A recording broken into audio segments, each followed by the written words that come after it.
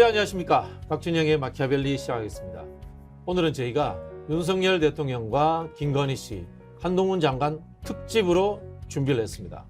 그렇다고 해서 그 세 분이 나오는 것은 아니고요. 그 세 사람을 정확하게 분석해 주실 분을 저희가 모셨습니다. 노영희 변호사 겸 심리학자 나오셨습니다.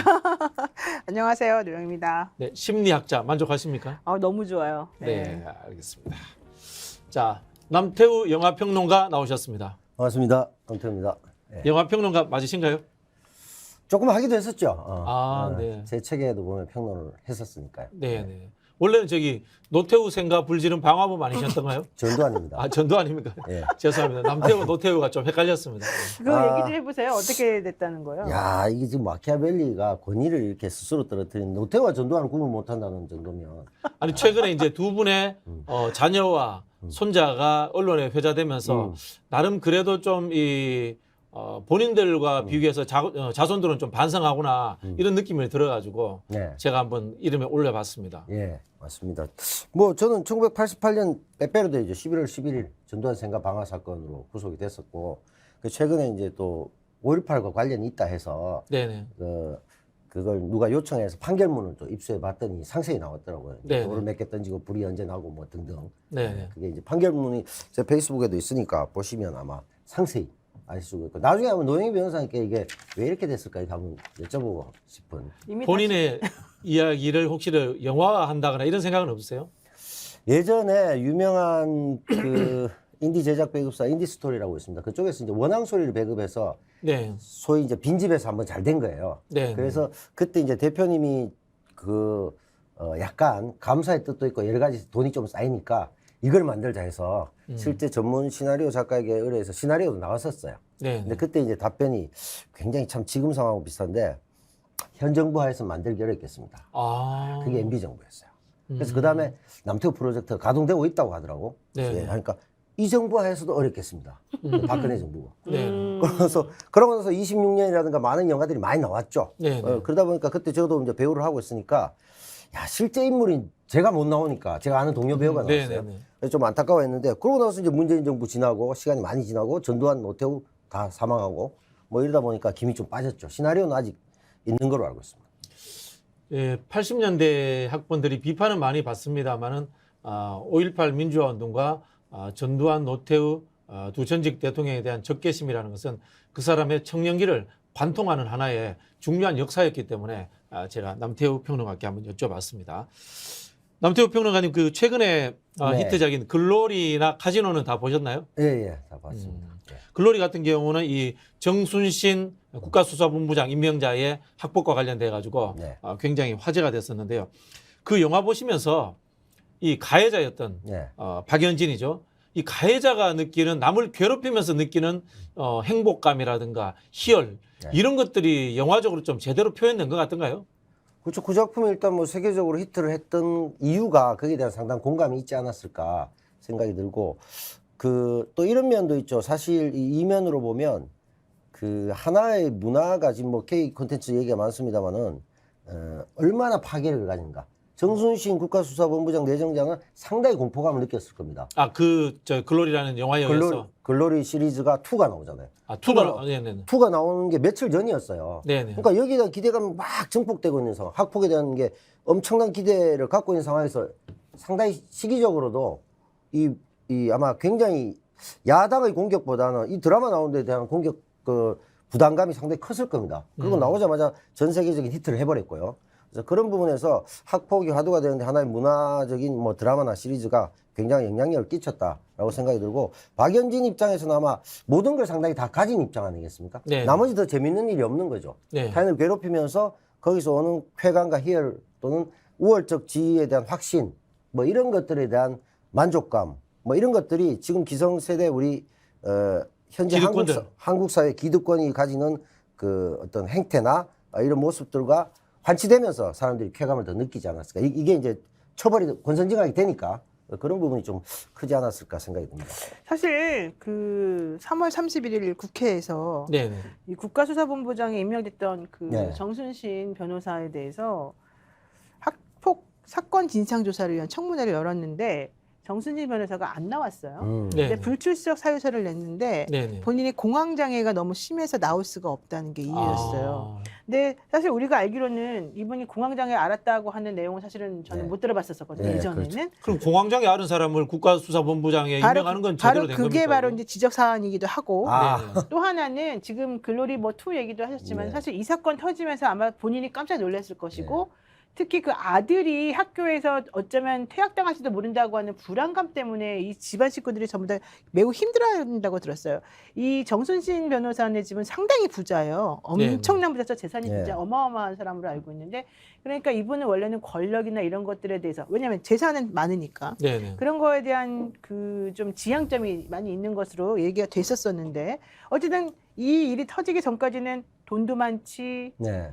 그다음에 본인이 어느 정도 이 권력을 행사할 수 있는 위치에 있지 네. 그러니까 무서울 게 없었던 거였잖아요. 그래서 본인이 여러 가지 측면에서 아들이든 뭐 누구를 위해서든 간에 좀 모순적인 행동을 하더라도 아무도 제재를 하지 않았던 거예요. 네. 그랬는데 갑자기 자기가 뜻하지 않게 한 발 나아가려고 하다가 이 일을 당하고 나니까 사실은 본인도 놀랬고 집안에서도 놀랬고 전부 다 이제 난리가 난 거예요. 처음 맛보는 아마 좌절감이었을 네. 거고 네, 네. 여론으로부터 그렇게 많은 욕을 얻어먹을 줄은 몰랐을 거란 말이에요. 그런데 하필이면 그 타임에 세계적으로 또 이 1위 컨텐츠인 글로리라고 하는 더 글로리라고 하는 이 드라마가 시리즈가 나오면서 이제 엎친 데 덮친 격이 됐지 않습니까? 네네. 본인이 해결할 수 있는 수준이 넘어선 거죠. 네네. 그런데다가 윤석열 대통령이 취임한 이후에 했던 행보 같은 것들이 너무 이제 말하고 언행일치가 네. 안 되다 보니까 본인이 사실은 대통령에 대해서 사람들이 느끼는 그런 불만감 이런 것 그다음에 이 경찰과 검찰이 네. 또 싸우는 그런 관계까지 다 네네. 몽땅 다 내가 짊어지지 않아도 될 짐까지 다 내가 떠맡았다라고 하는 억울함 네. 이런 것들이 다 복합적으로 그분에게 작용을 했다고 보여요. 네. 그러다 보니까 이제 본인으로서는 감당할 수 없는 정도의 정신적인 충격을 받아서 이 공황장애가 저는 사실 왔을 수도 있다고 봐요. 네. 그러니까 예전에 그런 건 없었지만, 그러니까 우리가 보통 이제 아주 부잣집 도련님이나 귀하게 크거나 자기가 한 번도 좌절 못 겪어봤던 사람이 조그만 좌절이나 이런 게 있으면 오히려 못 견디는 그런 경우가 많잖아요. 네네. 그러니까 이분도 아마 그런 일을 겪었을 것 같은데 어쨌든 그래서 증인으로 채택이 됐던 이 학폭 사건 관련해서 이번에 얘기했던 게 이거예요. 학교폭력 사건 진상조사와 정부의 학교폭력 대책 수립을 위해 마련된 국회 교육위원회 청문회였는데 네. 여기 증인으로 채택됐었지만 본인은 더 이상 나올 수 없다라고 얘기했고요. 국회 자료 제출 요구도 본인은 낼 수 없다라고 거부를 했단 말이에요. 그래서 이제 이런 것들을 따져보게 되면 아마도 그분이 느낀 공포감은 사실 생각보다 훨씬 컸을 것이다. 그럼에도 불구하고 그분이 지금 현재 느끼는 그 공포감의 질과 자기 아들 때문에 피해자가 입었던 그 공포의 질이 과연 같았을까? 그렇죠. 네, 저는 그래서 그 부분에 대해서 꼭 지적을 좀 하고 싶습니다. 피해자는 미성년자였고 그렇죠. 또 인생이 가정적이거나, 망가졌어요. 네. 더 약자였고 또 대학도 진학을 못했다고 했잖아요. 그럼요. 예. 네. 그러니까 이제 그런 면에서 보면 지금 말씀하신 것처럼 그 피해자가 느꼈을 공포와 엄청난 어떤 심리적 장애나 이런 것들에 대해서 역지사지를 한 번도 해본 적이 없는데 그렇죠. 자기는 모든 걸 누렸다가 한 번 핀치에 몰리니까 이걸 가지고 공황장애 왔다고 말하고 있는데 그런 면에서는 상당히 그 타인의 입장이나 타인의 아픔이나 여기에 대한 공감 능력이 굉장히 결여되어 있는 사람이다. 개인적으로 봐도 그런 부분이 굉장히 존재하는 것 같고 이게 또 말씀하신 것처럼 여당 또는 윤석열 대통령이 짊어져야 될 것까지 내가 이 한 자리 얻고자 다 덮었어야 되느냐 하는 그렇죠. 열패감도 좀 작용했을 것이다. 근데 그런 면에서는 우리 사회 기득권들이 갖고 있는 지금까지 노블리스 오블리주는커녕 누리기만 했던 그 우월적 지위를 가지고 또 특히나 자기 아들의 자기 아들이 가해를 했던 부분에 대해서 법률가로서의 모든 기법을 동원해서 대법원까지 항소를 하면서 계속 나갔지 않습니까? 그런 브레이브함은 갑자기 왜 없어졌느냐. 그런 면에서 보면 자기가 누릴 때는 무한정 모든 무기를 들고 싸우고 자기가 약간의 핀치에 몰렸을 때는 아무것도 없다는 식의 어떤 이율배반적인 사고를 하고 있는 게 아니냐 그런 생각이 듭니다. 그 우리 글로리에 보면 이제 마지막에 동훈이가 어쨌든 복수를 하는 거잖아요. 네. 우리 사회의 대다수의 피해자들이라든가 사회적 약자들은 성장해서 복수할 만큼 자기 자리를 만들어가지 못해요. 못하죠. 현실은 그래요. 네. 그런 부분에서 이 동훈이처럼 우리 사회에서 피해자들이나 약자들이 좌절하지 말고 다시 일어나서 제대로 된 삶을 살고 저 사실 복수했으면 좋겠어요. 박찬욱 감독의 네. 복수 시리즈 뭐 네, 복수 나이것부터 많았죠. 그렇죠, 그죠? 그것도 그런 의미가 포함되어 있는 거죠. 그렇죠. 그러니까 이제 지금 하나의 일련의 현상이라고 볼 수 있는데 모범 택시 같은 경우도 복수 대행 서비스 아닙니까? 그렇죠, 그렇죠. 그렇죠. 그러니까 사실 보면 저 노영희 변호사님 계시지만은 모든 요즘 드라마나 이런 데 히트하는데 보면 여러 가지 요소들 중에 사적 복수라는 걸 많이 사용합니다. 네네. 그럼 사실 사적 복수가 횡행하는 사회가 좋은 사회는 아니죠. 아, 그럼요. 네네. 네, 그건 뭐냐? 공적인 시스템이 작동하지 않는다. 또는 네. 공적인 또는 법률적인 시스템을 법률 기술자들이 이용해서 오히려 정순신 씨가 했던 것처럼 오히려 그것을 더 교활한 가해의 수단으로 법을 악용하고 공권력을 악용하고 있다. 그런 면에서 사람들이 오히려 사적 복수에 더 몰입하게 되는 어떤 그 실제 공권력이나 이런 부분은 보호해 주지 못하니까 거기에 대한 반사적인 심리 또는 대리만족 이런 것들이 사적 복수라는 스토리로 많이 가고 있다. 이렇게 맞아요. 보여집니다. 요즘 그러니까 드라마나 네. 뭐 웹소설 같은 것들이 사실 인기가 많은데 그렇죠. 네. 그런 것들 중에 특히 주제는 복수에 성공하느냐 못하느냐 네. 이게 상당히 중요한 그렇죠. 건데 현실 속에서는 아까 말씀하신 것처럼 우리가 복수에 성공할 수가 없어요. 그렇죠. 기본적으로는 망가져요. 그래서 인생이 끝나요. 네. 근데 그런 소시민적인 상황을 내가 똑같이 겪고는 있는데 그런 것들 때문에 사실 본인이 망가지기가 두려워서 많이 타협하고 이런단 말이죠. 그런 상황에서 사실은 그렇게 타협하다 보니까 현실적으로는 나 좀 부끄럽다. 네. 내가 너무 좀 스스로가 좀 못나 보인다. 네. 라고 하는 마음을 항상 같이 갖고 있다가 그런 드라마 같은 데서 나 대신 복수해주는 혹은 음. 나보다 좀 못한 처지에 있던 사람이 성공해서 응징하는 그런 내용을 보면 네. 시원하거든요. 그렇죠. 그래서 근데 그런 것들을 대리만족하는 그런 네. 심리가 훨씬 많고 그래서 그런 것들이 요즘 인기예요. 근데 문제는 음. 그렇게 하는 사회는 사실은 병든 사회라는 거죠. 그렇죠. 그런 그런 면에서 병든 사회를 누가 만들었냐는 거죠.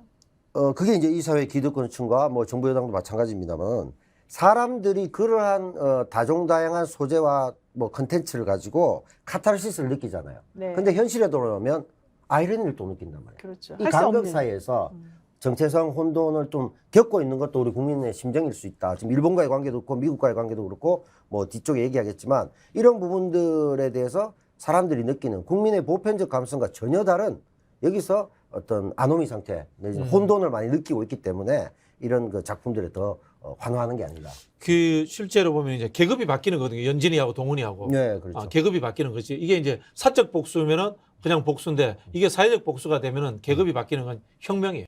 그렇죠. 혁명이에요. 그렇죠. 그래서 이제 제가 늘 요즘 많이 말씀드린 게 탄핵이라는 게 절차적 혁명이 아닌가. 아하. 저는 뭐 그런 생각을 좀 해봅니다. 네. 그렇죠. 지금 누구에 대한 말씀하셨듯이 탄핵을 말씀하시는 뭐 한동훈 거예요? 장관이든지 윤석열 뭐, 대통령이든지. 네. 그러니까 예전에 박근혜 대통령 탄핵도 혁명이거든요. 촛불 혁명이거든요.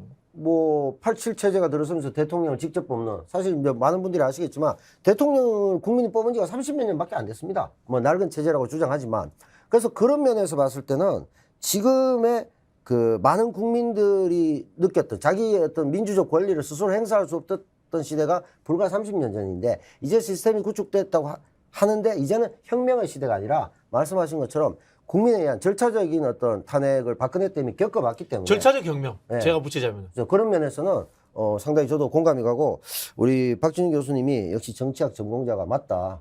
이 프로 할 때 특별히 본인의 능력이나 이런 경력 같은 거 정말 빛이 나요. 제가 알기로도 그렇지 않고요. 근데 박준희 교수가 정치학 쪽에서 마키아벨리 외에는 모르는 것으로 알고 있습니다. 실제로 전공이 이겁니다. 그래서 군주론을 얘기하면서 제가 뭐 한 30년 이상 된 친한 관계인데 네네. 저한테도 굉장히 군주로 많이 굴림을 했습니다. 아니 안 그래도 제가 그거 물어보려고 그랬는데 두 분이 같은 학교 나오셨다고. 그 저기 프로그램 이후에 이야기하시죠. 예. 아니 왜 말씀해 보세요. 심지어 그리고 같이 잘 살고. 살았다고. 네. 같이 산 적도 어떻든가요? 서로 대립을 많이 했고 지금 아까 그 질문하셨는데 그 약간 연진이의 심정이죠. 아하. 타인을 괴롭히면서 쾌감을 느끼는 걸 본인이 본인이 연진이 굉장히 스타일이에요? 잘 압니다. 이게 참 제가 이야기 오소독소하게 가자고요. 예, 알겠습니다. 예. 원래 아니, 이제 아니. 우리 이제 정치학에서는 인간을 예. 세드 메조이스트 인간형이라고 하거든요. 우리 아. 지배하고 싶은 욕구와 복종당해서 편한 욕구가 같이 존재한다. 아. 그건 심리학에서도 나와요. 아, 그렇죠. 그런 이야기 하기 때문에. 세디즘과 마조이즘인데 그렇죠. 본인을 사람에겐 누구나 세디즘과 마조이즘이 섞여 그렇죠. 있어요. 네. 한 성향만 있는 사람은 없죠. 없지. 네네. 근데 지금 우리 그 평론가님께서 말씀하시는 내용은 네. 박진영은 그 중에서 세디즘이 엄청 강한 사람이다. 지금 그 얘기를 하고 싶은 거네요. 갑자기 사람을 예. 이상하게 아니 나는 그 말에 동의해. 그게 제가 볼 때는 51% 넘습니다. 아니, 이 무슨 소리예요? 훨씬, 70%지. 훨씬 높을 거예요. 근데 이분은 그러면서 다른 사람을 또 이렇게 배려하는 게 있어. 그러니까 그건 최소한의 자기만의 양심이겠지. 아니 그건 이런 거죠. 네. 세디스트 성향이 굉장히 강했지만 태생적으로 아, 뭐 예? 성선설성할 태생적으로? 그건 좀 심한데. 근데 이제 그 과정에서 민주당이란 굴곡 많은 정당에서 수십 년 있다 보니까 박진영 교수가 많이 맞아봐가지고 한 많이 20년 맞고. 맞아보니까 저도 그렇죠. 굉장히 맞고 또 특히 또 그런 측면에서는 동훈이의 심정이 돼봤죠. 아. 왜냐하면 당에서 항상 뭐 측면으로도 몰리기도 하고 억울한 걸 당하기도 하고 계속 이렇게 지난 공천에서도 또 힘쉽지 않았지 않습니까? 그래서 그런 어려움들이 있으면서 소위 말하는 이 사회화의 과정을 거치면서 올바른 인간이 되어가는 거죠. 저는 그렇게 분석합니다. 아니 정통 시사 프로인데 자꾸 코미디로 고민 만드세요. 아닙니다 이거 예. 정통 아니, 시사로 진행자의 성향 분석을 한 것이죠. 자, 글로리는 넘어가고 카지노는 보면은 이동희가 마지막에 배신해서 네, 참무 네. 그 최민칙을 쏴버리잖아요. 그렇죠. 이건 쿠데타죠. 야, 완전히 나는 그게 너무 현실적이어서 슬펐어요. 현실적이었어. 사실 우리가 원하는 거는 그래도 차무식이가 네. 그렇게 이동희를 많이 도와줬으니까 엄청 도와줬죠.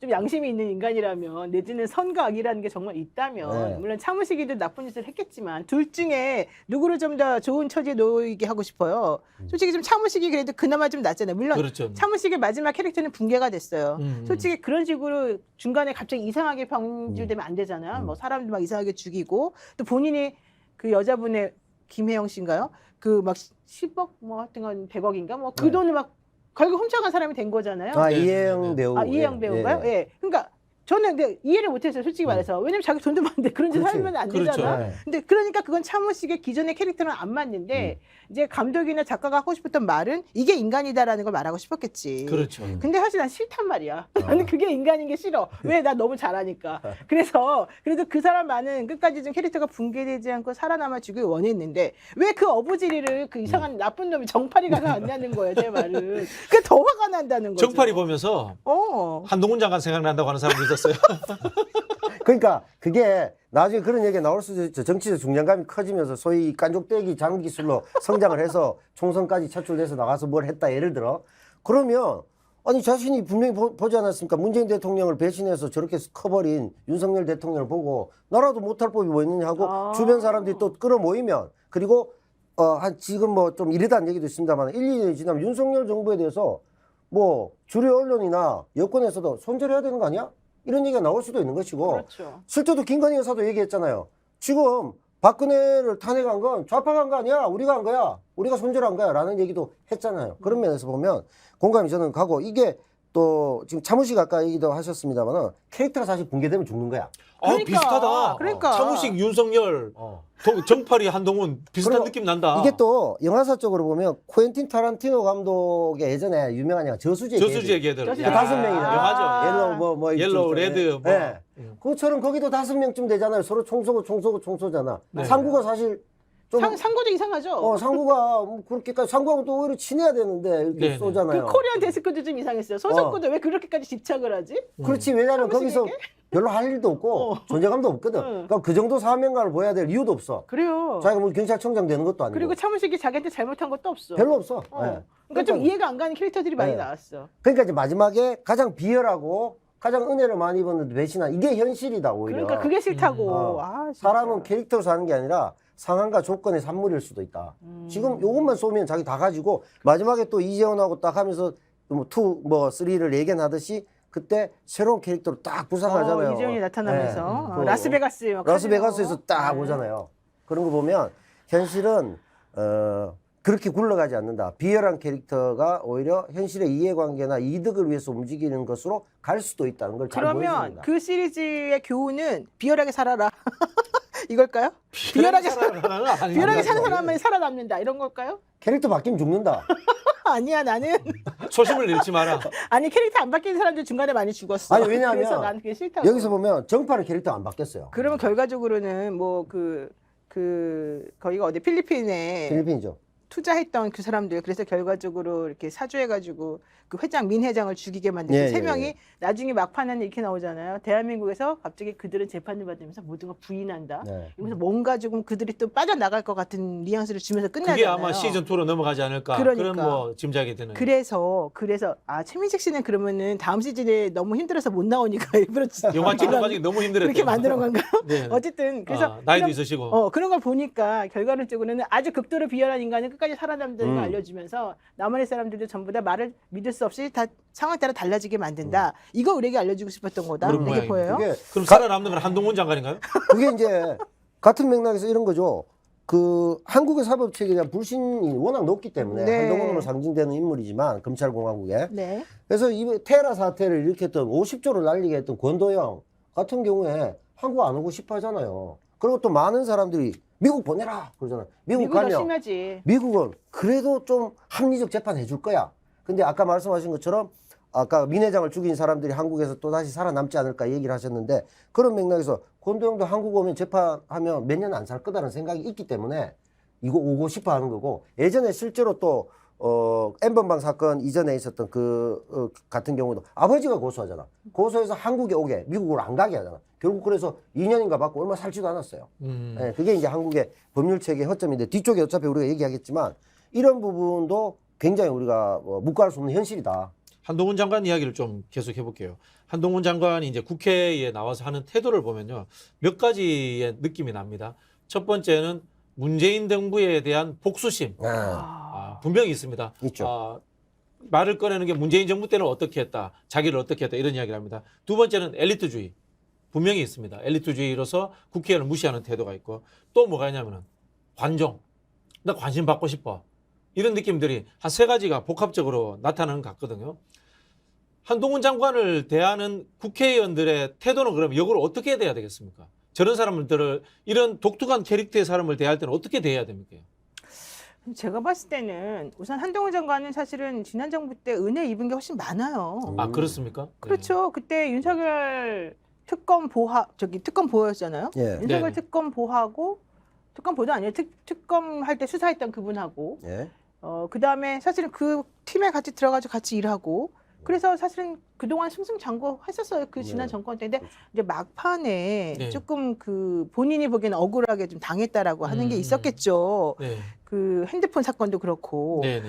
그렇지만 엄청나게 은혜를 한 100개 입었는데 그중에 한두 개 정도 자기가 좀 기분 나쁘게 당했다라고 해서 이렇게까지 엄청나게 비아냥거리고 이렇게까지 모든 태도를 좀 이상하게 취할 정도라면 사실은 그거는 나는 그렇게까지 꼭 정상적으로는 사실은 보지를 않아요. 좀뭐 소화병적인 이런 느낌이 있나요? 그러니까 약간 그렇죠. 좀 심리학적이나 정신분석학적으로 봤을 때는 좀 되게 네. 특이한 점이 있는 거예요. 네. 네. 그런데다가 이 민주당 의원들은 너무 정상적으로 대하는 거예요. 그러니까 A라고 하면은 B라고 하는 게 나오면은 A니까 B라고 하겠다, C니까 D라고 하겠다 이런 식으로 그냥 너무 준비 없이 너무 일반적인 그런 형식을 가지고서 그분을 대하는 거예요. 근데 그렇게 네. 하다면 항상 핀트가 안 맞아. 음. 그러니까 상대방은 항상 다른 방식으로 생각하고 다른 방식으로 대응할 준비가 되어 있는 거예요. 네. 근데 이제 한동훈 장관의 특성은 다른 사람보다 내가 우월하다라고 하는 걸 항상 사람들이 보여주고 싶어 하고 근데 이탄희 의원한테는 잘 못하더라고. 그러니까 그게 이제 따박따박 팩트에 근거 그러니까 그 사람한테 말려 들어가지 않고 따박따박 하는 것에 대해서 이제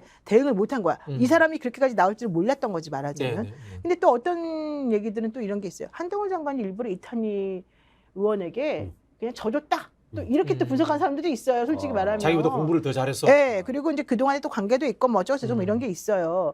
그러니까 사실은 이제 뭐가 정상이고 뭐가 정답인지 우리는 모르겠지만 그냥 일반적인 흐름에 따라서 생각을 해본다면 사실은 아까 말씀하신 그 한동훈 장관의 특징 같은 게 만약에 정말이라고 한다면은 네. 그 특징에 맞춰가지고 대응하는 전략을 민주당 의원들이 가지는 게 원래 맞고 네. 아니면 그냥 정통바대로 정말로 팩트에 근거해서 차근차근 하나씩 밟아나가면 되는 건데 네. 제가 봤을 때 일단 준비가 좀 부족하고 민주당 의원들이 그다음에 이 한동훈 장관 같은 스타일을 어떤 식으로 상대해야 되는지 저는 잘 모르고 네. 이제 이런 것들이 제가 봤을 때 그리고 스킬이 좀 부족하고 네. 그런 것들이 저는 좀 문제라고 봐요.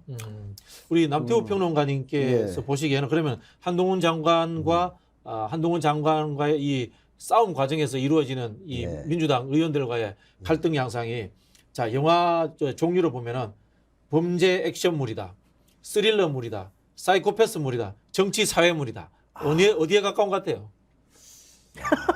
약간 블랙 코미디 아닐까요? 블랙 코미디. 블랙 코미디. 저는 이제 그렇게 그때 그 사람 그런 느낌 납니다. 진짜 총 쏘는데 웃기잖아. 예. 그런 느낌? 백윤식 나오고 한석규 나왔던 거. 한석규, 네네. 나오고. 그러니까 이게 이제 임상수 감독 작품인데요. 이게 이제 지금 말씀하신 것처럼 한동훈이라는 인물은 검찰공화국으로 상징하는 윤석열의 뭐 분신이나 같은 인물이잖아요. 그렇죠. 그러면 민주당 의원이 이 정권과 지금 토론하는 거예요. 네네. 질문하고. 네. 그런 의식이 좀 부족하지 않았나는 말씀을 준비 부족을 얘기하신 것 같고 음. 그 한동훈 장관은 애초에 이제 우리가 유추할 수 있듯이 상당한 선민 의식을 가진 사람입니다. 네. 나는 이렇게. 그런데 이런 사람이 과도한 피해 의식을 갖고 있는 거예요. 별로 네. 당한 것도 없는데 네. 굉장히 당했다. 윤석열이 당했으니까 나도 이런 식의 엘리트는 조금이라도 손해를 보면 안 된다. 그렇죠. 이런 생각 가질 수 있겠네요. 자기가 누린 거에 비해서 티끌만한 어떤 스크래치가 나도 빈정이 상한 거죠. 오버한 거지. 오버한 아, 거죠. 그런 느낌도 난다. 그죠? 저기 뭡니까 네. 설경구 나왔던 예.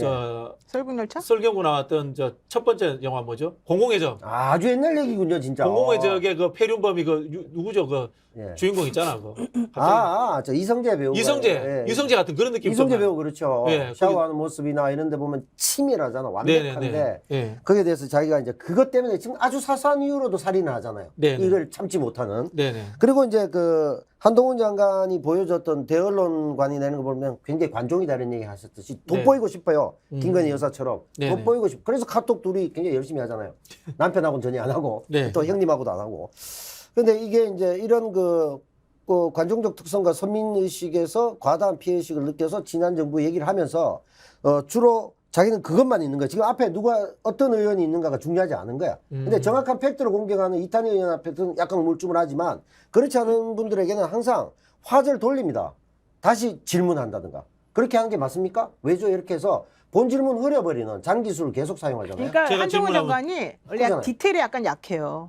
사실 이제 법률가로서 엄청나게 법무부 장관이기도 그렇지. 하고 그러니까 뭔가 되게 있을 것 많이 같잖아요. 알 것 같잖아요. 네, 없어. 그러니까 그 기세에 눌려버리는 건데 사실 그분이 얘기하는 걸 하나하나 따져보면 팩트도 틀린 경우도 많고 예. 좀 모순적인 것도 많고 그러거든요. 그러니까 만약에 본인이 정확히 알지 못하면 그냥 순간 임기응변식으로 그렇지. 이걸 넘겨버리는 그런 예. 기술을 쓰는 거예요. 예.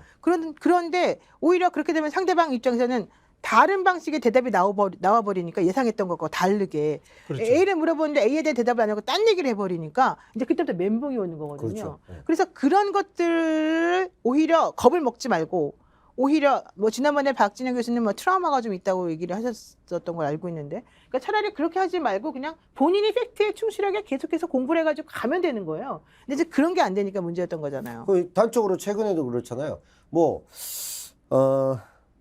그 김만배 누나가 윤석열 대통령 아버지 집을 사줬다. 네. 김의겸 의원이 질문하니까 부동산 문제는 더 잘 아시지 않습니까? 흑석동도 있고. 이런 식으로 해서 도리어 그 당혹스럽게 만들어버리고 네. 화제를 돌리는 그런 식의 어떤 치졸한 뭐 잘못은 있었지만 그 잘못에서 상처를 우습하면서 자기의 어떤 대들보 같은 이런 잘못에 대해서는 그냥 뭉개버리는 이 수법을 자주 사용하고 있고 그런 면에서 이제 최근에 뭐 시행령도 그렇고 마찬가지잖아요. 나는 이 정부의 수호자다, 사수대다. 근데 이쪽에 누가 왔어. 근데 누가 이 사람들은 준비가 덜 되는데 자기는 이 모든 정권, 이 윤석열 정권을 지키는 오로지 원탑은 나다. 이런 자세로 덤비니까 싸움이 잘 안 되는 거예요. 제가 보기에는 김민석 의원처럼 본질을 가지고 꾸짖는 게 맞을 것 같아요. 네. 국회의 대정부 질문이라고 하는 것은 국회의원이 국민의 대표로서 질문하는 거다. 당신은 그렇게 당신의 말장난을 하는 것이 아니고 질문에 대해서 답해야 될 의무가 있다라고 지금 법에 되어 있다라든가 이런 식으로 저는 엄중하게 좀 꾸짖으면서 하는 것이 맞지 않나 이런 생각이 근데 들어요. 그렇게 해도 아마 그분은 또 다른 방식으로 피하겠죠. 피하고 비아냥거리고 그럴 것 같아요. 우리가 이제 일반적으로 얘기하듯이 그 사람의 태도, 애티튜드가 그 사람이다. 네. 이런 표현이 있잖아요. 일단 국회를 무시하는 건 국민을 무시하는 거고 시행령 같은 경우도 상권 분리에 의해서 법률과 헌법을 무시하고 예전에 박근혜 정부가 세월호 시행령으로 가지고 세월호를 자기들이 조사하겠다 해가지고 결국 정권 붕괴 신호탄이 됐지 않습니까? 그래서 그런 면에서 자기는 이 정부를 지키기 위해서 시행령까지 들고 나와서 막 하겠지만 이것은 결국은 오히려 이 정부의 위기를 더 가속화시키는 것이다. 그런 맥락에서 이제 볼 수가 있고 민주당 의원들이 좀 각성해야 됩니다. 상대는 이 정부를 사수하기 위해서 나왔다는 강한 자세로 나와 있는데 이 물어보는 사람도 이래요 저러면 아니면 뭐 어쩔 수 없고 이러다 보면 잔실수가 나오고 이런 게 생기는 거죠. 그러니까 뭐 예를 들자면 금방 말씀드린 김민석 의원처럼 본질적인 문제, 그다음에 뭐 헌법의 가치의 문제 예. 이런 걸로 접근하든가 싸울 거면은 개싸움 해야 돼요. 그렇죠. 뭐 아니, 예를 들자면 뭐 한동훈 장관이 뭐 깡패 마약 사범 뭐 성범죄자 이런 거 나오면은 한동훈 그 장관님 친척 중에도 성범죄자 있으시대요. 뭐 이렇게 나가는 거고. 그리고 집안에도 뭐 범죄자 많으시잖아요. 뭐 이런 식으로 뭐 걸고 나가는 거예요. 같이 치졸하게 나가자 이거예요. 아니, 한쪽이 치졸하게 나오면 그렇죠. 한동훈 장관 이야기하는 게 그 이야기에서 시행령 이야기를 하면서 마약 깡패 수사를 하지 계속해야 되지 말라는 거냐. 않겠습니까? 예. 깡패를 놔두면 됩니까? 이런 식으로 얘기하면. 그렇죠. 그러면은 그 집안에도 많은 걸로 알고 있습니다. 이렇게 가는 거죠. 뭐. 와 진짜 신박하다. 아니 그 개싸움 하려면 그 정도 해야 그러니까 되는 거 아니에요? 이제 네. 그런 논리를 통해서 검수완박법이라는 표현도 좀 애매합니다만 검찰을 제대로 돌린 건데 검수완박은 검수 원복 이러죠. 그래서 원복이라고 자기는 주장하면서 검수완박에 대해서 검수완박은 그러면 민생사범이나 깡패를 놔두는 그런 겁니까?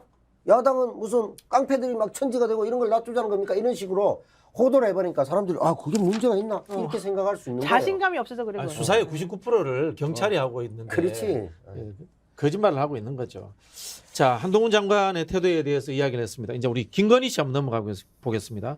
이분도 언론 노출되는 거 좋아하시잖아요. 좋아죠. 그리고 또 이 특별히 문화행사에 대한 뭐 과도한 집착을 가지고 계신데 최근 이제 나온 기사가 한미 정상회담에 레이디 가가 블랙핑크의 질 바이든 여사가 요청을 했다라고 되어 있는데 한간에서는 이게 김건희 씨가 오히려 역으로 제안한 거 아니냐라는 이런 썰이 막 돌아다니고 있습니다. 어떻게 보셨어요? 그러니까 현실적으로 질 바이든 여사가 자기 나라에 초청이 돼서 오는 국빈에게 네. 7번이나 네. 사실은 실현되기 어려운 공연을 해달라고 요청을 한다? 네. 그게 현실적으로 가능한 얘기입니까? 돈은 한국이 내라고 했습니다. 그러니까 그것도 물론 이제 확인해야 됩니다만 어쨌든 돈 때문에부터 무산됐다 뭐 이런 얘기도 사실 나오더라고요. 근데 어쨌든 돈을 한국에 내라고 하는 것도 말이 안 되지만 상식적으로 지금 질 바이든 여사가 70살이 넘었다는 거잖아요. 51년생이시죠. 네. 네. 그분이 예를 들면은 레이디 가가랑 블랙핑크가 같이 공연하는 걸 전제로 해가지고 그런 거를 7번이나 요청했다? 게다가 상대방이 지금 네. 응답을 안 했다는 거잖아요. 그러면 대한민국이라고 하는 나라의 위치하고 미 합중국이라고 하는 나라의 위치를 사실 미국 사람이 어떻게 생각하겠어요? 자기네 나라가 세계에서 유일한 제일 원탑이라고 생각하고 있는 그런 나라의 네. 영부인이 대한민국 물론 뭐 우리도 선진국입니다만은 미국에 비해 가지고는 좀 떨어진다라고 네. 생각할 게 뻔한데 그분들이 이 아시아 국가의 이 대한민국에다가 그런 걸 요청을 해서 상대방이 안 듣는데 1번, 2번, 3번, 4번, 5번, 6번, 7번을 계속 요구하겠습니까? 현실적으로 저는 그거는 솔직히 말해서 좀 정말 믿기지가 않아요. 물론 한 번 정도를 그분이 얘기했을 수 있습니다만 제가 오히려 보기에는 그거보다는 뒤집어져서 이쪽에 네. 있는 레이디님께서 혹은 본인의 전공을 살려가지고 한번 해보려고 하다가 중간에서 막혔겠죠. 이 미국과 관련된 여러 가지 통을 제일 잘 알고 있는 네. 외교 라인에서 그건 말도 안 되는 소리다 하면서 그렇죠. 처음에는 무시했다가 네. 하도 무시하니까 이제 욕 얻어먹으니까 안 됩니다라고 한번 설득을 해보려고 했다가 여러 가지 하는 과정 중에서 결과적으로 대통령까지 못 올라가고 중간에서 막 싸우다가 이 꼴이 난 거 아닐까라는 합리적인 의심을 해보는 거죠. 사실은. 내 말이 틀릴까요? 예, 뭐 저도 비슷한 의견입니다만은 일종의 이제 질 바이든 납치 사건이라고 저는 봅니다. 이게 바이든 1차 날리고 남편이 바이든 날렸는데 2차로 부인이 질 바이든도 내가 날릴 수 있지 않을까 이런 상황이 아니고서야 질 부부를 날려 부부를? 그러니까 아니 작년 9월에는 남편 날리고 그렇지 올해 대단하고. 3월에는 이제 부인을 날리고 그렇지 돈 문제도 일본의 강제징용 배상 문제에서 그것도 니들이 냈으니까 미국이 안 되고 니들이 냈는데 익숙하잖아라는 논리가 나오는 것 같은 느낌이 드는데 그러면서 질 바이든 여사가 이 강제징용 당한 게 아니냐 왜냐면 이제 김건희 여사가 돋보이고 싶은 걸 좋아하잖아 그죠? 그러니까 돋보이고 싶어서 이력도 조작했고 돋보이고 싶어서 경력도 조작했고 돋보이고 싶어서 통정매매하고 주가도 조작했잖아. 이 다 돋보이고 싶은데 자 코바나 콘텐츠 왜 그러면 좋은 행사 많이 유치했을까요? 왜 많은 후원 받았을까요? 백그라운드 검찰이 있었고 윤석열 검사가 있었잖아요. 이제 대통령이니까 더 큰 행사 유치할 수 있게 돼요. 그러니까 내가 이 정도에서 이걸 못하겠냐? 라는 생각에서 자기가 돋보일 게 없잖아요. 패션 리더 뭐 이걸로 많이 했지만 이 큰 블랙핑크와 레이디 가가를 불러들일 수 있을 정도면 신났겠죠. 그래서 그런 얘기를 뭐 하다 보니까 여기 안보실이나 이쪽에서 외교나 뭐 이쪽에 비서관 쪽에서 현실적으로 불가능하고 좀 말이 안 되지 않습니까? 굳이 그 보고까지 해야 됩니까? 먹고 이게 7번 먹혔다. 그래서 굉장히 빈정이 상하고 그렇게 됐다라는 게 지금 추론이고, 그 속에서 김성한 실장과 뭐 50년 지기라고 하니 윤석열 대통령이 설득 차원에서 한잔하면서 상황이 이래저래하니 조용히 묻읍시다. 잠시 나가 있다가 강남에 보내줄게. 뭐 총선에 나가라. 등등의 밀담이 있었을 가능성이 매우 높다. 그리고 기본적으로는 김건희 여사의 돋보이고 싶은 이 욕망이 결국 질 바이든을 언론에 의한 납치를 하게 됐다. 이렇게 본 거죠. 이거는 그러면은 여성 드라마입니까? 아니면은 그 외교 관계를 비화시킨 뭐 첩보 드라마입니까? 스파이 작전이요? 아, 요거는 약간 제러시, 제러시? 질투감. 나 더 돋보이고 싶어. 저게 지원이라고? 내가 더 돋보여. 나 일본에서도 화제했어. 나 다 완판녀야. 네. 이런 과도한 자신감이 부른 참사가 아니냐. 그 속에서 저쪽 사람들까지 끼어들여서 이게 잘못하면 외교 문제고 일이 커지는, 그럼 질 바이든도 얘기를 해야 되겠죠. 내가 언제 그랬냐고. 얘기를 해야 되는데 아직 못하고 있단 말이죠. 그런 면에서는 뭐 더 많은 걸 갖다 주지 않고서는 이게 해결이 안 될 것이다. 그렇죠. 저는 이제 그 바이든 대통령과 질 바이든은 저축하고 있는 거죠. 이런 걸 저축해가지고 그렇죠. 완창. 협상력을 높이는 거죠. 협상력을 높여가지고 IRA라든지 뭐 반도체라든가 말도 못 꺼내는 상황으로 그렇지. 만들어가는 하나의 도구로 사용하겠죠. 그 사실은 개인의 자존심을 국익으로서 환시시키는 훌륭한 분들이신 겁니다. 그분들은. 그렇죠. 그리고 외교의 승리죠. 그쪽에서 보면 1차 바이든 날리면 사태 때도 왜 가만히 있었을까요? 더 많이 가져가면 되는 거잖아요. 그렇죠. 그리고 일본의 이번 상황에서 봤을 때 기시다를 보면서 기시감을 느꼈을 거예요. 야, 이 정도 뜯어냈을 거야. 일본도 저 정도 가져가는데 우리 한 번만 더 참아주면 더 많은 걸 가져갈 수 있겠구나라는 생각이 있었을 것이다. 네. 그래서 지금 항의 안 하고 있지 않느냐라고 네. 생각해 볼 수 있습니다. 야, 기시다랑 바이든이 뒤에서 몰래 웃고 있었겠네요. 아, 호갱 만난 거죠. 아, 근데 진짜 이런 게 정말로 저는 사실이 아니길 바라지만 네. 사실일 가능성이 더 높아 보이는 상황에서 방법이 없을까 음. 사실은 너무너무 걱정돼요. 왜냐하면 우리가 지금 일본 갔었을 때 그분이 우리나라에 끼친 여러 가지 이 위험천만한 상황들이 지금 오히려 2배, 3배, 네. 10배까지 사실 늘어나서 우리에게 되돌아갈 가능성이 있거든요. 왜냐하면 그래도 한국과 일본 간의 관계하고 비교해 보면 한국과 미국 간의 관계에서 네. 우리가 훨씬 더 약대적인 위치를 많이 그렇죠, 차지했었잖아요. 그러면은 사실은 그런 걸 생각해 보면 지난번에 저는 대통령이 가가지고 쓸데없이 1억 달러 날리고 46초 만나고 온 그날도 네. 되게 좀 억울했는데 이번 같은 경우에 만약에 이것 때문에 상대방이 뭔가를 더 요구한다. 이렇게 되면은 우리가 근데 거기에 대해서 찍소리도 못하고 그냥 다 들어주는 상황이 될 수밖에 없다. 이렇게 되면 도대체 대한민국이 어떻게 가겠습니까? 지금 경제도 너무 어렵고 힘들어 죽겠는데 너무 걱정돼요, 솔직히 네, 말해서. 걱정입니다. 이게 네. 보수적 관점에서 봐도 말이 안 되는 거예요. 명분과 실리 어느 것도 없잖아요. 네. 그럼 실리 뭐 지금 예를 들어 기시다나 뭐 바이든이 실리를 선택했다면 국익을 위해서 보수적 관점에서 보면 더 실리적인 걸 추구해야 되거든요. 그렇죠. 그래야 보수 사람들이 아 우리 좀 명분 떨어져도 일본과의 관계 속에서 얻을 게 많으면 조금 뭐 타협해야 되지 않나? 라고 얘기할 수도 있겠죠. 근데 그 보수적 관점에서 봐도 민족 정기라든가 이게 명분적인 부분은 아예 뭐 차치하고 실리적으로도 아무것도 없지 않습니까? 그래서 언젠가는 뭐 한동훈 얘기도 나오겠습니다만은 이후에 이 한국의 기득권 또는 보수, 삼성 역시도 강제징용 배상 문제에 안 들어오잖아요, 자기들이. 네. 이게 얼마나 손해를 보고 있습니까? 지금 중국과의 관계에서 대중무역 적자가 엄청나게 늘어나고 있는데 아무런 이득을 못 보고 있다. 그러니까 중국을 일방적으로 때려서 아무 이득을 못 보고 미국, 일본을 숭미숭이를 해서 가져온 건 또 없어요. 하나도 없죠. 이쪽은 손해가 크고. 그러면 대차대조를 해봐도 이건 하나도 남는 장사가 아니기 때문에 보수에서도 이대로 둬서는 안 되겠다는 생각이 재계에서부터 여러 차례 언론까지 번질 가능성이 있다. 제가 보기엔 그런 근데 거죠. 너무 초창기부터 이런 게 터져버리니까 사람들이 네. 좀 정신을 못 차리는 것 같아요. 보통 이런 게 만약에 집권 한 3년 차쯤 터지게 되면 사실 이제 움직임 이 정도 쌓여있면은 움직임이 들불처럼 샥 일어날 수밖에 없거든요. 근데 지금 이게 1년도 안 된 상황에서 네. 사실은 작년에 5월달 취임하고 9월달부터 계속 터진 일이잖아요. 네. 9월달도 아니고 사실은 그 전부터 터졌지만 어쨌든 객관적으로 그냥 그렇다고 치고 그러면 취임한 지 4, 5개월부터 계속 일이 터지다 보니까 사람들이 적응이 안 되는 거예요. 이걸 어떻게 해결하겠습니까, 솔직히. 그러니까 한쪽에서는 그래도 지켜봐야 된다 이 말 하는 거고 지금 만약에 이거를 해결을 또 해야 된다라고 하게 되면 너무 지금 나라가 혼란스러울 것 네. 같고 이러다 보니까 사람들이 갈피를 못 잡게 되는 거예요. 그러니까 오히려 대통령 입장에서는 그걸 고마웠게 생각해야 되는 그런 상황이 온 거죠. 네. 아, 이해가 안 가요, 솔직히 말해서. 최근에 어떤 분이 저한테 대통령을 AI로 바꾸자라고 문자를 보내더라고요. 아니 그거는 뭐 굉장히 합리적 대안이 될 수가 있죠. 네. 뭐챗 GPT나 뭐 아니면 AI 정도면 그렇죠. 90% 이상 맞아요. 답이 다 맞아. 그렇죠.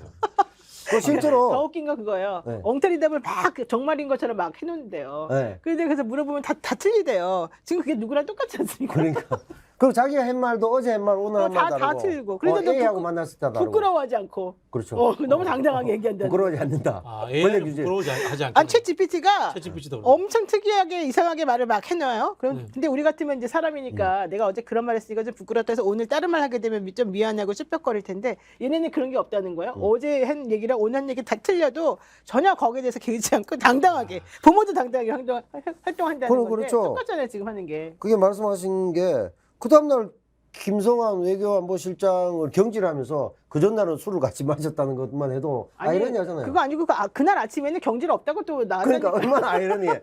그러니까 이거 무슨 뭐 예를 들어 복수하는 것도 아니고. 근데 후임 저기 안보실장은 이미 한국에 이미 와 있어. 한국에 와 있어. 그러니까 이게 웃기잖아요. 그래, 너무 기뻐가지고 막 일 벌써 시작하고 있어. 네. 야, 기가 찹니다.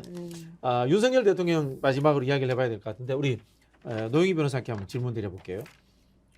이번에 보니까 이 재산 신고를 했는데 윤석열 대통령 이원모 비서관 딱 눈에 들어오는 게 왜 아유. 검사들은 돈 많은 여성들하고 결혼했을까요?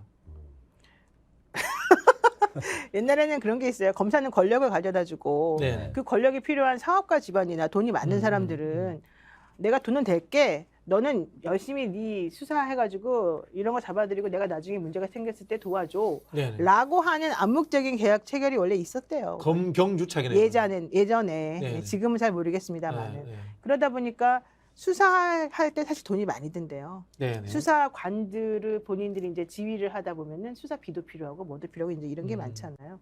그리고 그분들이 사실 만나가지고 권력을 가진 사람들을 자꾸 옆에서 보고 돈이 많은 사람을 자꾸 옆에서 보다 보면 나도 뭐 저 정도는 당연히 누려야 되는 거 아닌가라는 생각을 하게 된대요. 이런 영감님들이. 우리가 수사하면서 닮아가는구나. 네, 보통 검사들이 영감이라고 그러잖아요. 네네. 그리고 수사를 하다 보면 기법들이 너무 눈에 딱 들어오는 거야.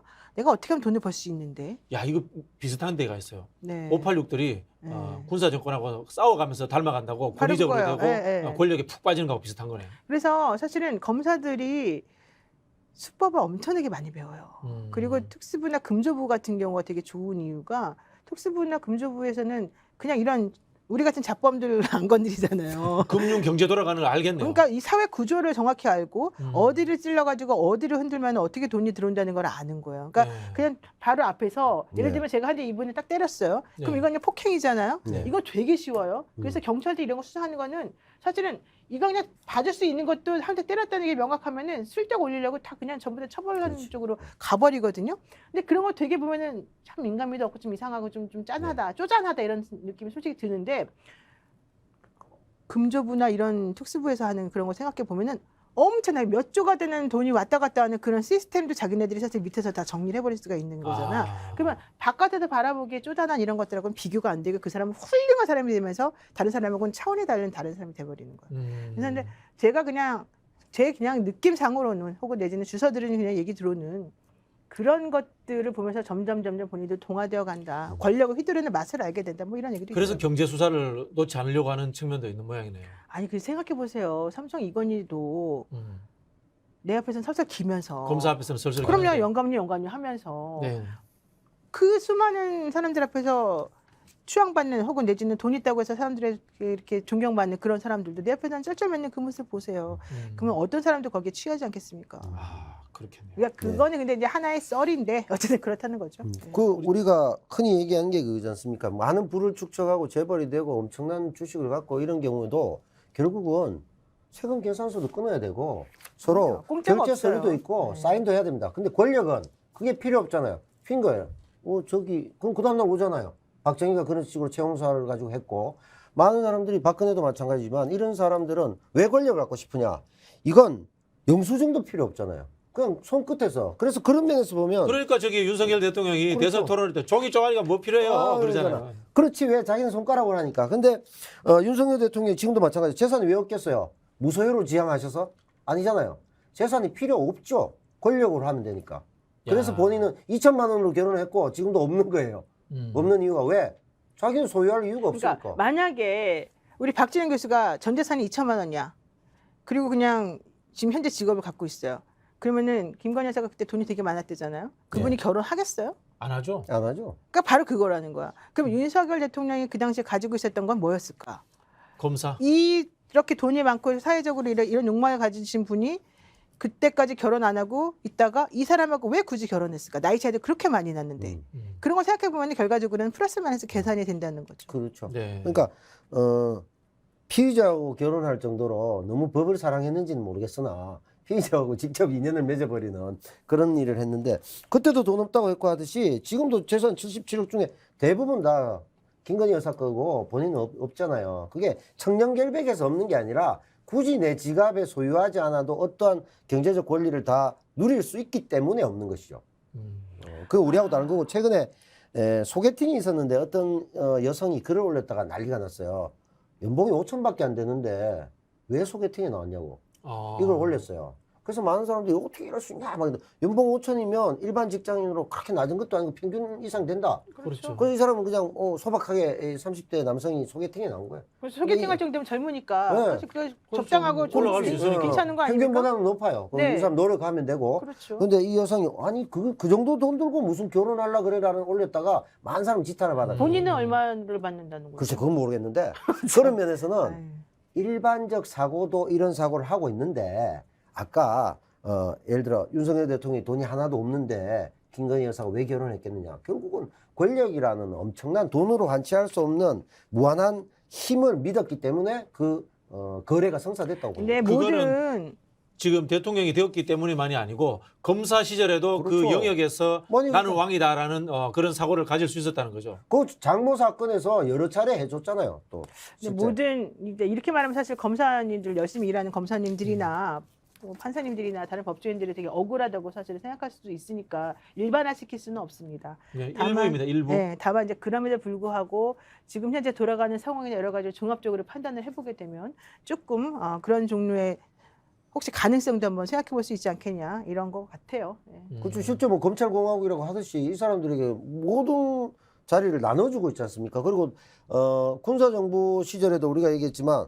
정치 군인이 문제였지 다른 군인이 문제는 아니. 뭐 청렴결백한 참군인도 있었잖아요. 그런 게 그렇죠. 많죠. 대다수의 군인들은 뭐 대다수가 다 국방의 의무에 그렇죠. 충실했죠. 네. 그렇죠. 뭐 비리 경찰이 있다고 하지만 90몇 프로는 수사 똑바로 하겠죠. 그럼요. 열심히 그렇죠. 하죠. 그건 열심히 하는 맥락이라고 봐야 사람들이죠. 되는 거죠. 네, 알겠습니다.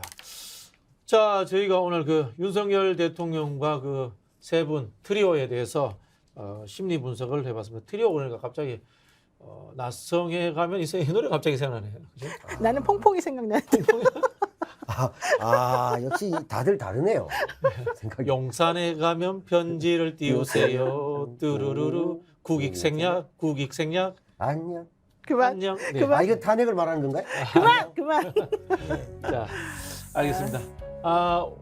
아직 뭐 5월은 남았습니다만은 5월은 노무현의 달이죠. 함께 노무현의 길 광고로 끝을 내도록 하겠습니다. 4월 28일부터 5월 23일까지 임진각에서 봉화까지 릴레이 국토대장정이 있습니다. 노무현을 그리는 보물 주제로 스픽스가 후원하고 홍보하는 행사입니다. 가족과 친구, 연인과 함께 참여하시면 더 좋을 것 같습니다. 더보기란과 고정 댓글에서 확인해 주시면 감사하겠습니다. 자, 오늘 두 분 감사합니다. 네, 고맙습니다. 감사합니다. 고맙습니다. 성공은 소중한 것이지만 성공한 이후에 더불어 사는 사람들의 고통을 외면한다면 그 성공은 큰 의미가 없는 것입니다.